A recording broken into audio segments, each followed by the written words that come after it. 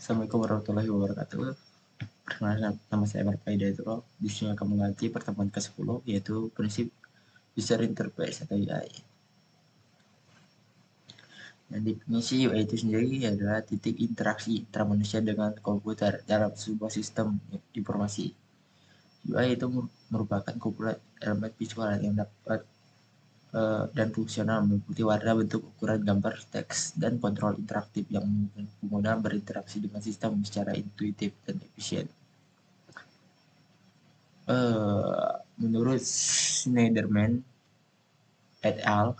2016, user interface adalah semua aspek dari sebuah sistem interaktif yang bersentuhan langsung dengan pengguna terhadap tampilan layar, representasi objek, estetika, serta mekanisme input dan output. UI berbeda dengan user experience atau UX. UX itu sendiri menyakup keseluruhan pengalaman pengguna dan berinteraksi dengan produk, sedangkan UI lebih spesifik pada tampilan dan elemen visualnya digunakan untuk interaksi tersebut. Tujuan UI itu sendiri ya pertama adalah meningkatkan pengalaman pengguna, kemudian meminimalisir kesalahan, terus meningkatkan efisien, memudahkan pelatihan, memperluas aspek, mempermudah penyajian informasi, dan ciptakan identitas visual. Nah, untuk komponen-komponen dalam interface itu sendiri, pertama ada input control, yaitu untuk elemen yang memungkinkan pengguna memasukkan data seperti text field, checkbox, radio button, toggle, dropbox, dan data picker. Kemudian kedua ada navigation komponen, elemen yang membantu pengguna berpindah antar halaman atau bagian seperti menu, breadcrumb, tab, dan pagination. Kemudian ketiga ada informasional komponen, elemen yang menyampaikan informasi kepada pengguna seperti tooltip, notifikasi, proses bar, dan modal dialog. Kemudian 4 ada kontainer komponen, elemen yang mengelompokkan konten terkait seperti card, accordion, dan panel.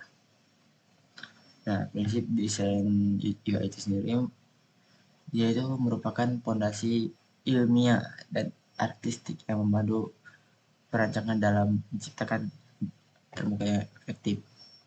Prinsip-prinsip ini bersumber dari ilmu perspektif visual, psikologi kognitif, dan praktik desain grafis yang telah terbukti selama bertahun-tahun. Nah, prinsip pertama itu ada hierarki visual. Ini adalah mengatur cara pengguna memproses informasi di layar. Tanpa hierarki yang jelas, semua elemen tampak sama pentingnya, dan pengguna tidak tahu harus melihat ke mana terlebih dahulu. Desainer menggunakan berbagai teknik untuk menciptakan hierarki yang efektif. Yang pertama itu adalah ukuran atau size. Elemen yang lebih besar menarik perhatian lebih kuat. Highlight berukuran besar menandakan informasi utama. Kemudian warna atau color, warna yang kontras atau mencolok lebih menarik mata, lebih cepat dibandingkan warna netral. Warna tipografi adalah variasi bold, italic, ukuran, dan jenis huruf menciptakan tingkatan penting dalam konten teks.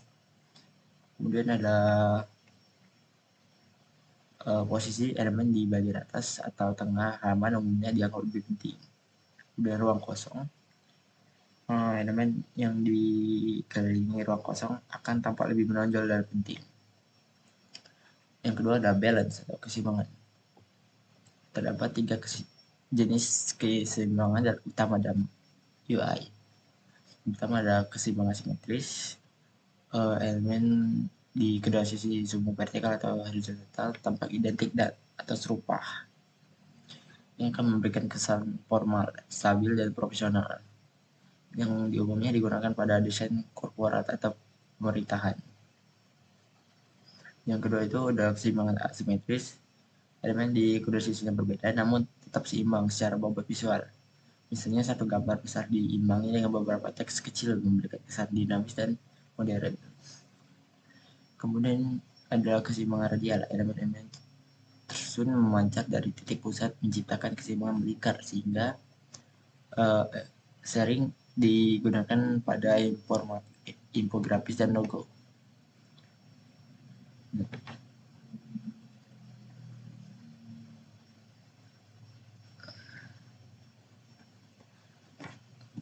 Keseimbangan yang baik menciptakan kenyamanan visual dan mengurangi beban kognitif pengguna. Desain yang tidak seimbang tetap terasa tidak stabil dan mengganggu konsentrasi pengguna. Kemudian yang ketiga, prinsip yang ketiga ada alignment atau keselarasan. Alignment adalah cara menyelaraskan teks atau elemen grafis dalam sebuah halaman, baik terhadap keseluruhan komposisi seperti rata kiri, tengah, atau kanan, maupun antar elemen yang ada. Ketidaksesuaian alignment dapat membuat desain terlihat kacau dan kurang rapi. Oleh karena itu, penting untuk menyelaraskan setiap elemen secara konsisten dengan headline sebagai pusat perhatian utama.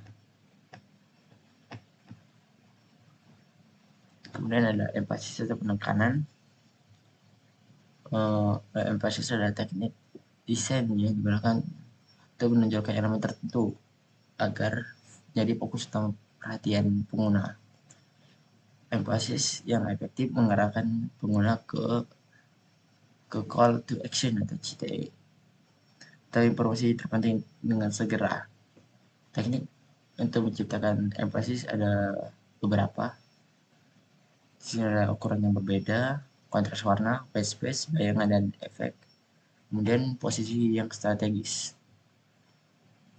Kesimpulannya, desainer yang tidak berpengalaman sering memberi terlalu banyak emphasis pada berbagai elemen sekaligus. Hasilnya tidak ada satupun elemen yang benar-benar menonjol. Hal ini yang disebut sebagai emphasis paradok. Aturan umumnya maksimal satu atau dua elemen yang mendapat emphasis kuat per halaman. Kemudian ada proportion atau proporsi. Proporsi atau skala mengacu pada ukuran relatif antar elemen dalam sebuah desain. Elemen yang berukuran lebih besar biasanya lebih mudah menarik perhatian dan dianggap memiliki kepentingan yang tinggi. Sedangkan elemen yang lebih kecil cenderung dipandang sebagai elemen pelengkap. Kemudian penggunaan proporsi yang tepat dapat menciptakan ketertarikan visual serta mengarahkan fokus pengguna ke bagian-bagian tertentu dari desain. Namun perlu diperhatikan bahwa perbedaan ukuran yang terlalu ekstrim dapat menggunakan keseimbangan visual. Elemen yang terlalu kecil bisa kurang terlihat, sementara elemen terlalu besar dapat terasa berlebihan dan menimbulkan kesan kurang formal dan kurang profesional. Kemudian ada movement atau pergerakan. Movement dalam desain merujuk pada cara mata pengguna bergerak mengalir melalui elemen-elemen dalam sebuah desain. Desainer yang memahami movement dapat memandu pengguna secara natural ke informasi yang paling penting. Dua pola pergerakan mata yang paling umum berdasarkan result eye tracking adalah pola F atau F pattern. Pengguna pertama membaca garis pertama secara horizontal, kemudian turun dan membaca sebagian baris kedua, lalu melanjutkan secara vertikal di sisi kiri. Kemudian kedua ada pola Z atau Z pattern. Mata bergerak dari kiri ke kanan di bagian atas, kemudian diagonal ke kiri bawah dan kembali ke kanan. Kemudian ada yang ketiga ada negative space atau ruang negatif. Ini adalah area dalam desain yang tidak diisi oleh konten visual, baik berupa letter belakang polos, jarak antar elemen, atau margin. Atau salah satu kesalahan umum desain pemula atau adalah mengisi setiap sudut layar dengan konten karena takut tampak kosong. Pada ruang negatif memiliki fungsi penting, yaitu meningkatkan keterbacaan, menciptakan fokus, mengurangi beban kognitif, dan memberikan kesan yang premium. Kemudian ada kontras. Kontras adalah perbedaan visual yang tercipta antara dua atau lebih elemen dan desain baik dari segi warna, ukuran, dan bentuk maupun tekstur. Kontras itu sendiri memiliki dua fungsi utama, itu estetika dan kestabilan dan aksesibilitas. Nah, secara estetika dia itu akan membuat desain lebih menarik dan dinamis. Jika secara aksesibilitas dia akan kontras yang cukup antara teks dan latar belakang memastikan konten dapat dibaca oleh semua pengguna, termasuk mereka dengan gangguan penglihatan. Nah, berikut adalah alat bantu untuk mengukur kontras warna. Itu kontras color checker dan color review.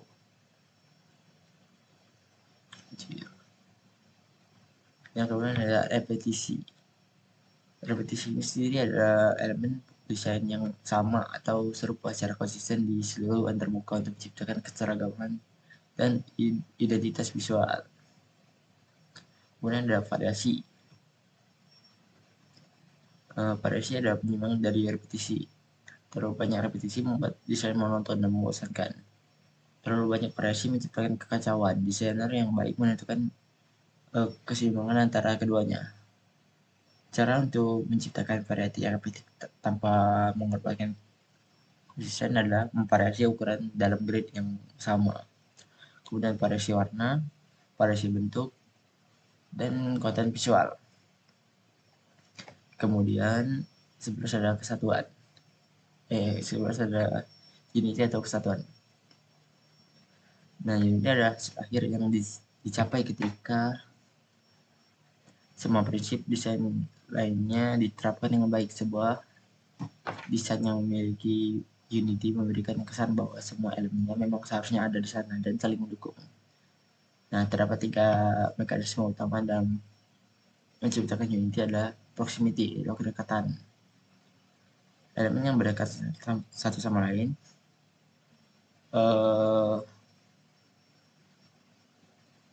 membuat pengguna secara otomatis menganggapnya sebagai satu kelompok informasi. Kemudian ada alignment atau keselarasan. Elemen yang sejajar tampak saling terhubung secara visual yang menciptakan aliran yang mulus.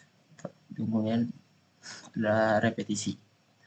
Kemudian elemen visual yang di seluruh desainnya menciptakan rasa keterpaduan dan identitas yang kuat. Kemudian ada aturan tipografi dan UI. Tipografi merupakan salah satu elemen penting dalam desain user interface karena berpengaruh langsung terhadap keterbacaan, kenyamanan, dan pengalaman pengguna saat berinteraksi dengan sistem.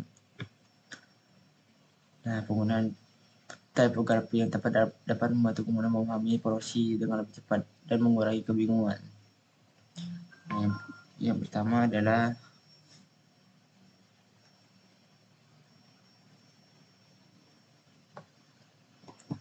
menggunakan font yang mudah dibaca. Nah, menggunakan font yang digunakan dalam UI harus memiliki tingkat keterbacaan yang tinggi agar pengguna dapat membaca informasi dengan mudah tanpa harus berusaha. Nah, contoh fontnya itu sendiri seperti Fopin, Inters, dan Roboto. Karena bentuknya itu sederhana, bersih, dan sudah teruji dalam berbagai aplikasi digital. Kemudian maksimalkan 2-3 jenis font. Idealnya menggunakan 2-3 jenis font. Karena terlalu banyak penggunaan jenis font dalam satu tampilan akan membuat desain terlihat tidak konsisten dan membingungkan. Kemudian hindari menggunakan font yang terlalu mirip. Hal ini dapat membuat pengguna kesulitan untuk membedakan hierarki informasinya. Contohnya seperti ini. Penggunaan Arial dan Helvetica secara bersamaan tidak disarankan karena bentuknya hampir mirip. Sebaliknya, gunakan kombinasi teks yang memiliki perbedaan karakter agar terstruktur informasi yang lebih jelas. Nah, misalnya adalah jangan menggunakan huruf komputer semua atau all caps.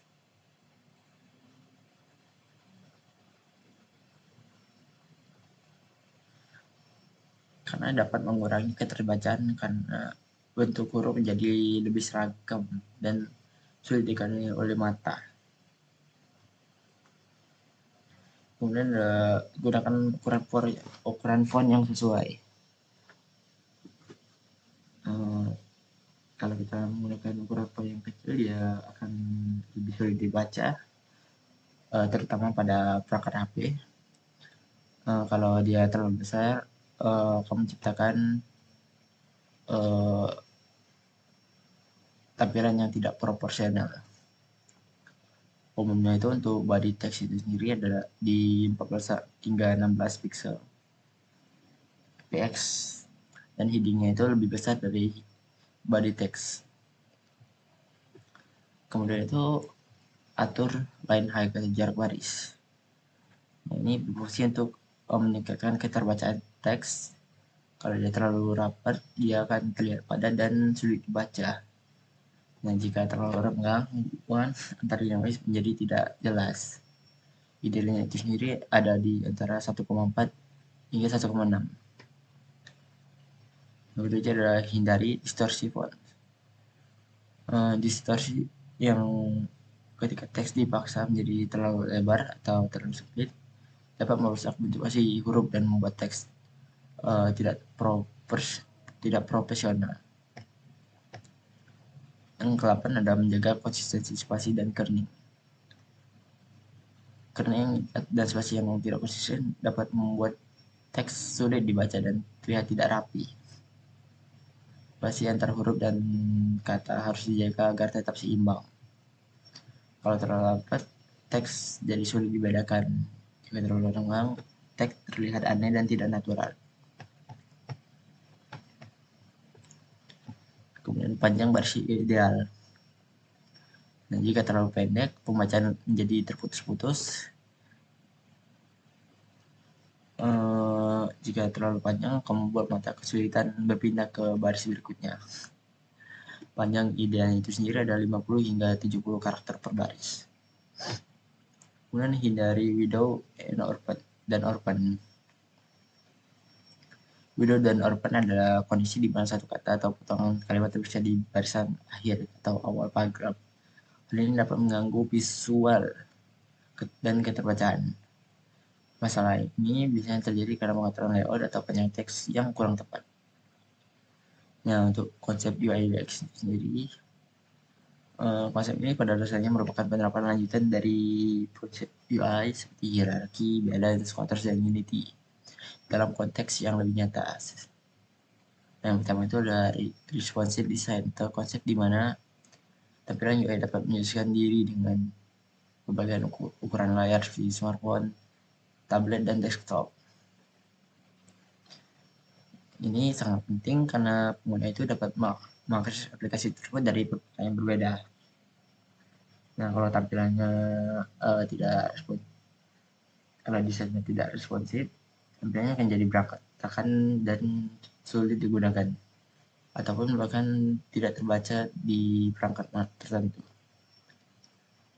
Kemudian ada lagi user experience, yaitu pengalaman yang dirasakan pengguna saat menggunakan suatu sistem, yang tidak hanya tentang tampilan, tetapi juga tentang bagaimana sistem bekerja dan seberapa mudah pengguna mencapai tujuannya. Kemudian ada micro interaction, atau adalah animasi kecil atau respons visual yang terjadi saat pengguna berproses aksi, seperti klik tombol, hover, atau menerima notifikasi. Keempat adalah accessibility. Itu konsep di mana desain harus digunakan oleh semua orang termasuk pengguna, dengan keterbatasan seperti gangguan penglihatan atau motorik. Beberapa hal yang perlu diperhatikan yaitu seperti kontras warna yang cukup, ukuran teks yang jelas, dan navigasi yang mudah.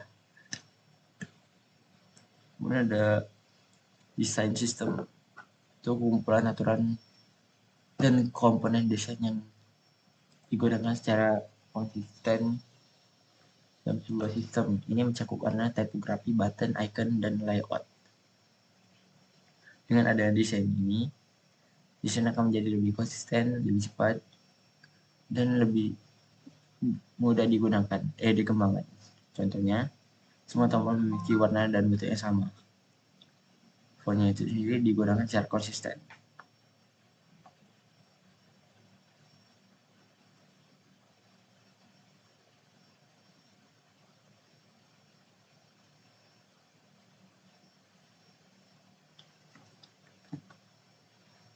Cukup sekian penjelasan saya mengenai prinsip user interface.